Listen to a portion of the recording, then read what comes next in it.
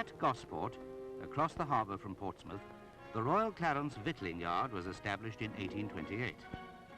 The site was originally bought as the King's Brewery and Cooperage in 1752 and modernised in 1828 to accommodate all the victualling facilities which were previously scattered around the Portsmouth area. Today, the tall masts and billowing sails have long disappeared, but the imposing outline of the slaughterhouse, the bakery and granary still stands as a fascinating reminder of past naval history.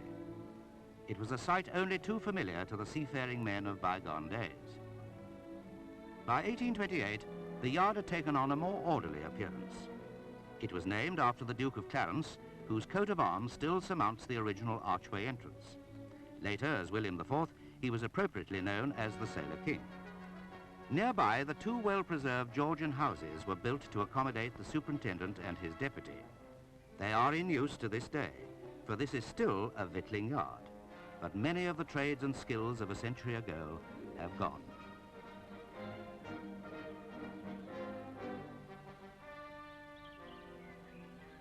Osborne Road is perhaps the only reminder of one little-known royal memory, for it was here in the yard that Queen Victoria had this railway station purpose-built for her own personal use.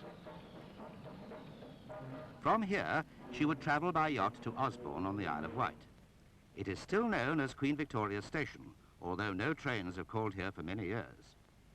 The crowns on the mullioned windows still bear witness to its royal origin. Throughout the long and active history of the yard, one particular craft has been practiced here for over 200 years, the ancient craft of the cooper. Barricos, salt beef barrels, grog tubs, rum barrels, all would await delivery to the Navy from around the old meter house in Cooperage Green. Over the years, the original buildings in the yard have been converted to meet the changing requirements of naval victualling, but the cooperage at the Royal Clarence Yard has been active since the earliest days.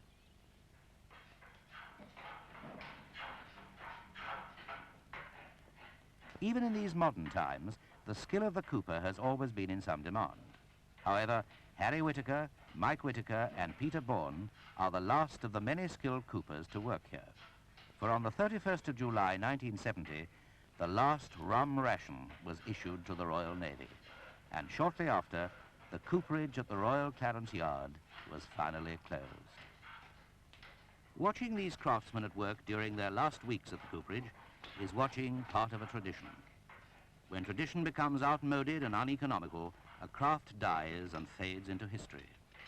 The rum ration has ended, so too has the cooperage. The success of the whole operation still depends on the accuracy with which the oak staves or scantlings are hollowed and shaped. Once cut to length, not one further measurement is necessary. Only long experience, skilled use of the tools, a sure hand and a trained eye can shape the precise number of staves required to raise the barrel. The men who have mastered this unique craft are now rare and few, but a century or so ago, a considerable number of craftsmen worked here. Under the supervision of the master cooper, their workmanship and behavior was subject to many rigid rules and regulations. Perhaps the nature of their work was the inspiration behind Article 15 in the Cooper's Instruction Book of 1867. Should any person employed under the master cooper receive a hurt in the performance of his duty, which may render him incapable of coming to work, the master cooper should make known the particulars of the accident to the storekeeper, stating whether the man was sober at the time. It is inconceivable to think of anyone attempting to raise a barrel without being in full control of his faculties. The final stave must be selected and fitted with the utmost care. To learn his trade, the cooper serves a 5-year apprenticeship, the completion of which is marked by a traditional initiation ceremony. In this cooperage, an initiation held in April 1960 was to be the last. No more apprentices were to serve their time at the Royal Clarence Yard. As part of his initiation, the apprentice is required to make a 54-gallon hogshead as part of the ceremony known as trousseau. This expression comes from the process known as raising the cask into truss, where a wooden truss is positioned before placing the case over an oak chip or wood fire. This heat treatment will allow the staves to bend.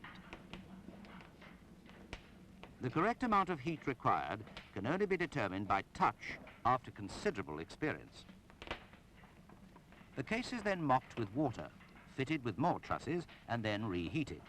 This heat and water treatment ensures that the staves will not crack and that all the joints are liquid tight. The hoops can then be repositioned so that the case can be formed into the conventional barrel shape.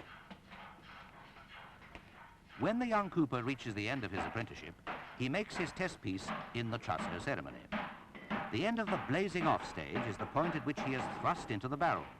Shavings, ashes, soot, and other rubbish are packed in before both barrel and apprentice are rolled down the cooperage, once for every cooper employed there, and preceded by a senior cooper bearing the magic willow, a stripped willow wand such as dockyard men used to bear in royal processions.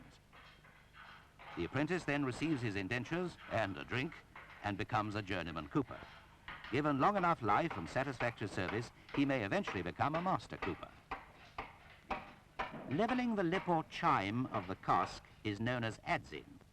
There is a whole range of expressions and terminology peculiar to coopering: heading, crumbing, topping, scribing, flogging, bung boring. All refer to the many skills of the cooper. Chiving prepares the inside of the chime ready for the groove to be cut, where the head or lid will eventually be secured. There are 42 basic tools used in the making of a single cask, all with names as intriguing as the job they have to do: crumbing knives, Glasgow drivers, bung floggers, topping planes, trimming adzes, compasses, and crozes. Crozing is the cutting of the groove into which the head will be sealed and made watertight.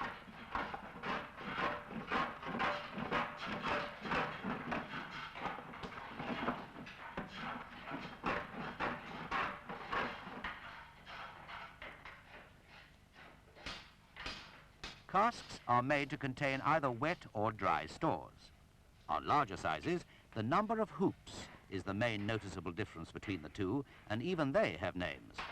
A dry cask will have 4, 2 head and 2 bilge hoops, whereas a wet barrel will have at least 6, 2 head, 2 bilge, and 2 quarter hoops. Even 100 years ago, the cooperage instructions ensured that the utmost economies were maintained. Hoops were recovered from damaged casks and reused. An accurate record was kept of all the oak staves, and any waste had to be accounted for.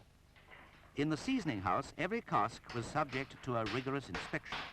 Casks intended for liquids were each filled with boiling water so that the slightest leak or wormhole could be detected and remedied before they were passed into public service as clean, sweet, and in a fit state to contain stores. To seal the head of the cask, a bulrush, known as a cooper's flag, is carefully split and pushed into the groove or crows. Simple but effective. Names such as butt, bread puncheon, hogshead, half hogshead, kilderkin and firkin denote the different sizes of casks, and these names are still used today. In addition to the traditional cask, the coopers were also required to produce washing tubs, pails, spittoons, and the many other utensils that were used on ships of the Royal Navy. All had to conform to the same high standard and quality of workmanship which reflects the attitude of the victualling cooper to his work, an attitude which is perhaps summed up in the instructions of the last century. It is incumbent on him to employ all possible diligence and attention, to expedite and promote the welfare of the public service to the utmost of his power. This is one of the last remaining casks ever to be made here. The grog tubs and the men who made them have gone.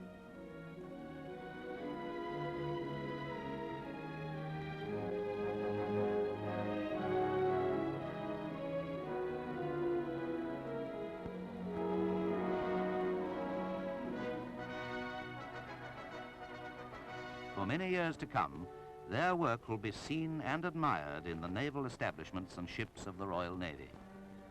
Perhaps someone may associate their craft with the Royal Clarence Yard and the passing of a great tradition.